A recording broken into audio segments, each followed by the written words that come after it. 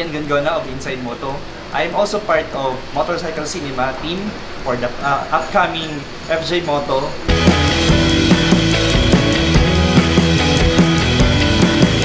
The FJ Moto Mountain Cross Adventure, bali 3 days siya na adventure riding. Walang uwian yun.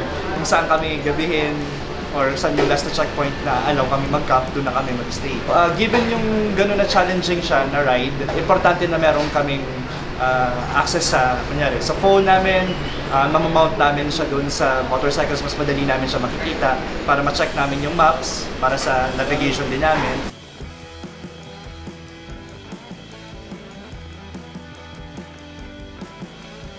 In case na kailangan namin mag-communicate sa team or for emergency purposes also, mas convenient siya kasi may charging na rin siya, may shock absorber pa siya, so hindi mabubugbog yung mga phones namin.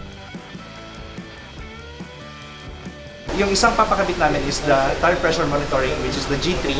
Importante rin siya for us na kailangan mag-off-road kasi para makita namin kung ano yung current na tire pressure ng maggulong namin para sa safety din namin, and just in case na kailangan namin bawasan or dagdagan yung tire pressure, mamamonitor namin siya. Hindi na namin kailangan bumaba para isukatin siya kasi makikita na namin dun sa device.